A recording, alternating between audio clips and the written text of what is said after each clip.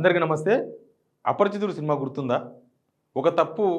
ఒక మనిషి ఒక తప్పు చేస్తే ఓకే.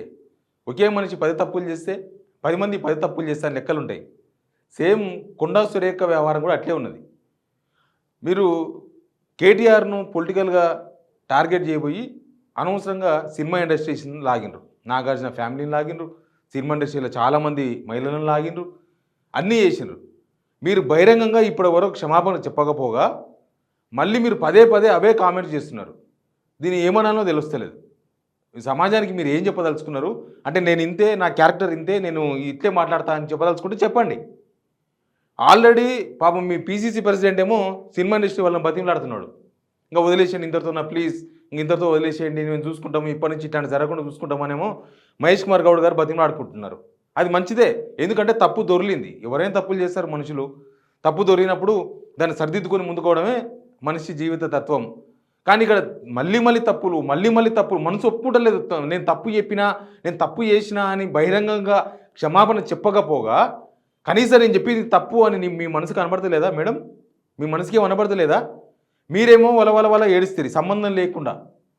మీరు దిగిన ఫోటో రఘునందను గారు ఏదో నూలు పోగేసిరని, నూలు దండ వేసిరని మీరు దిగిన ఫోటో మీ ఇంట్లోనే చిచ్చు పెట్టింది కదా. బయట సమాజం గురించి పక్కన పెడదాం, మీ ఇంట్లోనే కదా, మీ ఇంట్లోనే కొట్లాడింది కదా ఆ ఫోటో గురించి. అట్టే ఫోటో దిగింటురని ఆ తర్వాత మీకు ఆ ఫోటో తప్పు అనిపించిందా? తప్పు అనిపించింది, సరే మీరు బయటకు వచ్చి ఏడ్చిండ్రు. మీరు ఒక మహిళగా ఇంట్లో ఉన్న సమస్య, లేకపోతే సమాజంలో అయ్యో దీని గురించి ఇట్లా మాట్లాడుకుంటున్నారనో, లేకపోతే ఎవరో ఫేస్బుక్లో పెట్టినానో, ట్విట్టర్లో పెట్టినానో మీకు బాధ అయింది, ఏడ్చిండ్రు. చాలామంది మద్దతు ఇచ్చిండ్రు, నాలాంటి కూడా మద్దతు ఇచ్చిండ్రు. అయ్యో నిజమే కదా, ఒక మహిళకి ఇట్లా జరగకూడదు కదా, సరే ఏదో ఫోటో దిగితే దాని గురించి ఇంత. నిజానికి ఆ ఫోటో కూడా, ఆ ఫోటోని ఎవరు ట్రోల్ చేయలేదు, ఆ ఫోటోని ఎవరు మార్ఫింగ్ చేయలేదు, ఆ ఫోటో మీద ఎవరు కామెంట్ కూడా చేయలేదు. అయినా సరే మీరు బాధపడ్డారు, ఏడ్చిండ్రు. మీరు ఇంత ఆయన దానికి కింద మీద పడి ఏడ్చిరి. కానీ మీరు సమంతని అనొచ్చు, నాగార్జున వాళ్ళ ఫ్యామిలీ అనొచ్చు, ఇంకా మీరు ఎవరినని అనొచ్చు. ఎందుకంటే మీరు మంత్రి కాబట్టి మాట్లాడొచ్చా? మీకు ఏమన్నా 2 నాలుకేళ్ళు ఉన్నాయా? లేకపోతే సినిమా ఇండస్ట్రీ వాళ్ళు, మిగతా లోకమంతా, జనమంతా, లేడీస్ అంతా వాళ్ళంతా పనికిరారు, మీరు మాత్రమే తెలంగాణలో మహిళలా? ఇప్పుడు మీరు మాట్లాడినరు, మీరు బహిరంగ క్షమాపణ చెప్పకపోయినా సరే వెనుకకు తీసుకుంటున్న వ్యాఖ్యలు అన్నారు. సరే దాన్ని కూడా సమాజం దృష్ట్యా సరేలే, ఒక మంత్రి కదా బహిరంగ క్షమాపణ చెప్పడానికి సిగ్గైతుందేమో, మనసు ఒప్పుకుంటా లేదేమో, కాబట్టి వెనక్కి తీసుకుంటా అన్నారు.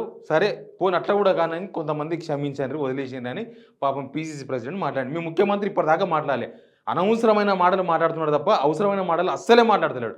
ఆయన నోటికెళ్ళి 100 పదాలు వస్తే 99 బూతులు, ఇంకొక 0.5 ఓన్నోని తిట్టుడు, ఇంకొక 0.5 సంబంధం లేని మాటలు మాట్లాడు. ఇదే రేవంత్ రెడ్డి నోటికెళ్ళి వచ్చేది.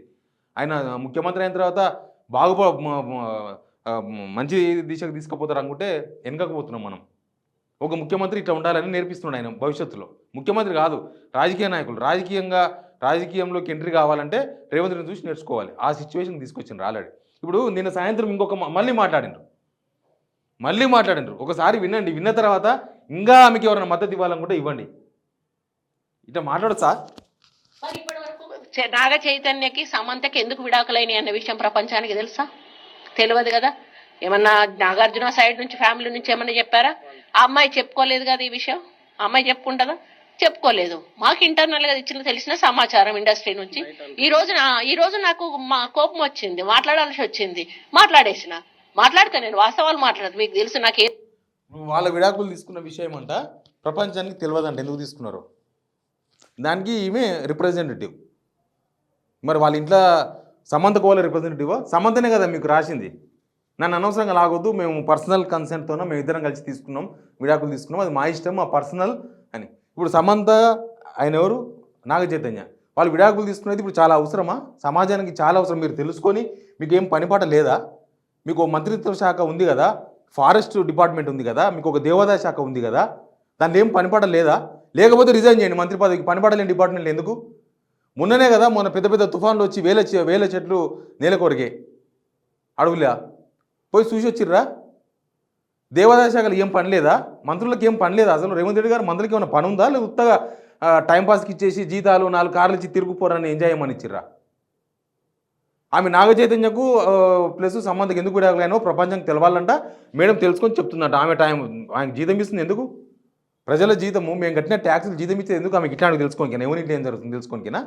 ఇవి చెప్పాలంట, లేకపోతే ప్రపంచం అంతా అల్లాడుతుంది. రేపు గ్రూప్ 1 ఎగ్జామ్లో ఇవే, గ్రూప్ 2లో ఇదే, అన్ని ఎగ్జామ్స్ మొత్తం ఇవే ప్రశ్నలు వస్తాయి. ఇట్లా నాగ చైతన్య సంబంధం ఎందుకు తీసుకున్నారని వాళ్ళు బుద్ధి పుడితే చెప్పుకుంటారు, లేకపోతే చెప్పుకోరు. వాళ్ళ పర్సనల్ ఇష్యూ, అది వాళ్ళ ఇష్టం.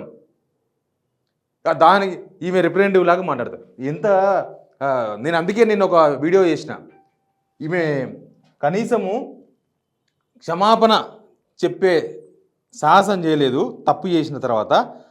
చేయకపోతే ధైర్యంగా నేను తప్పు చేయలేదని చెప్పుకోవాలి. అట్లా ఉండాలి. అట్లా లేదు, ఇట్లా లేదు. సమాజం అంతా మీ మీదనే పడే కదా.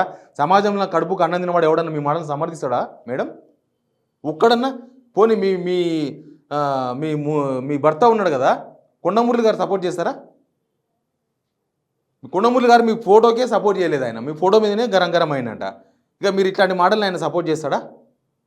మీరు మంది ఇంట్ల మీద వాడి, వాని ఇంట్లో వాడేమైంది, వీని ఇంట్లో వీనేమైంది, వీని పేర్లం ఏమైంది, వాని పేర్లం ఏమైంది, ఇదే కావాలా మీకు జోలి?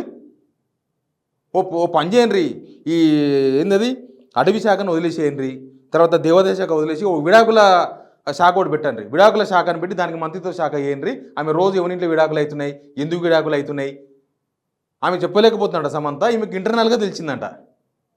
ఎట్టున్నది చూడు కథ, ఎట్టున్నది. సినిమా ఇండస్ట్రీ వాళ్ళు అంతగానో రెస్పాండ్ అయిన తర్వాత మారకపోతే తర్వాత ఇగో ఇదొక ఫేక్. కొండా సురేఖ చెప్పిన దానిలో తప్పేం లేదు. సినినటి సమంత అని ఒక పేపర్ సృష్టించారు. ఫేక్ ఇది ఫేక్. కాంగ్రెస్ వాళ్ళకు ప్రాయచిత్తం లేదు. పాపం చేసినాం ఎవరికైనా ఉంటుంది కదా, ఎవరికైనా ఏదైనా తప్పు చేసినప్పుడు అబ్బా ఇంకా తప్పు చేసేది లేకుండే, అనవసరంగా చేసినామని ఆ ప్రాయచిత్తం కూడా లేదని ఆయన మీకు పాపాత్ములా మీరేమన్నా? ఎవరినైనా సరే తప్పు చేసినప్పుడు తప్పే అనాలి, కరెక్ట్ చేసినప్పుడు కరెక్ట్ అనాలి. వాళ్ళకి ఈ పక్షంగా నా పక్షం. మీరు కాంగ్రెస్ వాళ్ళు కాబట్టి ఇంక వీళ్ళు ఏం చేసినా ఆమె ఏం మాట్లాడిన నోళ్ళకి ఏం మాట్లాడిన మీకు అంత సుభాషితాలకు కనిపించిందా? వెంకటేశ్వర సుప్రభాతం లాగా కనిపించిందా? కొండ సురేఖ గారు మాట్లాడితే మీకు లేరు చెల్లెళ్ళు, యాలి గీలి తాలి ఏం లేవా? వదిలేసిర్రా మొత్తం, దేశానికి వదిలేసిర్రా మొత్తం, గాంధీభవన్ కప్ప అయిపోయినరా జీవితాన్ని? ఇట్లాంటివి పుట్టిస్తారు. ఆమె ఆల్రెడీ రాడే దింపింది, సమంత రాడు దింపింది మీకు ఆల్రెడీ. మీకు తెలుస్తలేదు, అర్థం కాలేదా, నొప్పి కాలేదా?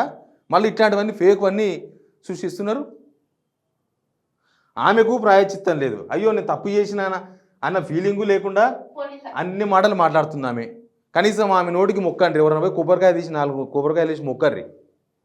ఎందుకంటే ఆమెకు ఇప్పుడు గవర్నమెంట్ గార్డియన్ ఎవరు? ముఖ్యమంత్రి. ఆయనకు బాధ్యత లేదు, ఆయనది అయిపోయింది. ఊర్లో కర్యాంపోతులక ఆ సూట్ తయారైన ముఖ్యమంత్రి. ఊళ్ళో కర్యాంపోతుంటుంది, వదిలేస్తారు. ఇంకా మంది శల్ల మీద పడి తినుడే. ఇప్పుడు ఆయనది అట్లే ఉన్నది, మంది మీద పడి అసుడే. అసలు మీకున్న 12 మంది మంత్రులు మీతో కలిపి ఆ 12 మంత్రులు మీ చేతిలో ఉన్నారా? మీ చేతిలో ఉందా ఏమన్నా వ్యవహారం ఉందా? లేకపోతే ఎవరేమన్నా అంటే నా పదవి ఊసగొడతారని చెప్పేసి వదిలేసినరా? మహిళలు సినిమా ఇండస్ట్రీనే కాదు, తెలంగాణలో ఉన్న ఏ మహిళ కూడా కనీసం మిమ్మల్ని మీకు సపోర్ట్ చేసే పరిస్థితులు లేదు. కొండ సురేఖ గారు మీరు చేసిన కామెంట్స్, మీలో ప్రాయచిత్తం లేకపోవడం, పాప పరిహారం చేసుకోకపోవడం, కనీసం బహిరంగ క్షమాపణ అడగకపోవడం వాళ్ళకి ఏమవసరం? సినిమా ఇండస్ట్రీ వాళ్ళని ఎందుకు లాగింది మీరు?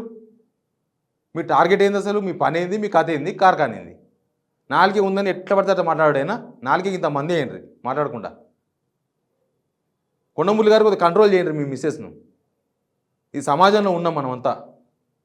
ఇవాళ చేసి నేను ఇట్టే మాట్లాడతా నా ఇష్టం అని అంటే మహిళలు, వీరానార మహిళలు కూడా ఉంటారు. మీరు ఎవరు వీరానార మహిళలో కాదో తెలియదు కానీ ఉంటారు, ఆ మహిళలు కూడా ఉంటారు. మళ్ళీ అదొక ఎపిసోడ్ అవుతుంది.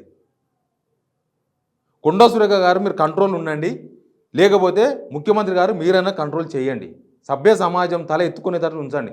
మిమ్మల్ని ఓటు వేసినందుకు అందరూ తల తీసుకునేటట్లు, అందరూ బాధపడేటట్లు. సినిమా ఇండస్ట్రీ మొత్తం బాధపడే కదా మీరు చేసిన పనికి. ఏం కోరుకుంటున్నారు మీరు? తెలంగాణని ఏం చేద్దాం అనుకుంటున్నారు ఇంకా మీరు?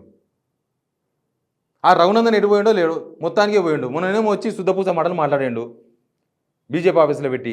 మరి ఇంత గలాడ అయిన తర్వాత మరి ఎటు పోయిండో మనిషే లేడు. ఒక మహిళ దగ్గర ఎట్లా ప్రవర్తించాలి, ఒక మహిళ నేత కనిపించినప్పుడు ఎట్లా వ్యవహరించాలి, లీడర్ల మధ్య ఎట్లుండాలి, కార్యకర్తల మధ్య ఎట్లుండాలి, బహిరంగ సభలు ఎట్లా ఉండాలనే మినిమం జ్ఞానం కూడా రఘునందన్ లేకపోవడం అనేది సిగ్గుచేటు. మినిమం జ్ఞానం అది, మినిమం. ఎవరైనా కానీ ఒక సర్పంచి ఇంకో లీడర్ దాన్ని ఎట్లా వ్యవహరించాలి, ఒక ఎంపీ అయితే దండలేస్తారా? సొంత అక్క అయితే బహిరంగ బజార్ తీసుకొచ్చి దండలేస్తావా? మేడం ఏదో ఉబ్బి తప్పిపోయి ఆయన మా పద్మశాలి బిడ్డే కాబట్టి మా నూలు పోగే కదని వేసుకున్నాను. దానికి ఎవ్వరు ట్రోల్ చేయలే. ఆ ఫోటో వాళ్ళ ఇంట్లోనే కంపరం పెట్టింది. వాళ్ళ ఇంట్లో పంచాయతీ పెట్టింది. ఆ పంచాయతీ తట్టుకోలేక బయటకు వచ్చి ప్రెస్ మీట్ పెట్టి వాళ్ళ ఏడ్చి సినిమా ఇండస్ట్రీ మీద పడి వాళ్ళని ఏడిపించి ఇదంతా రచ్చ రచ్చ చేసింది. చూడండి. Please subscribe signal TV.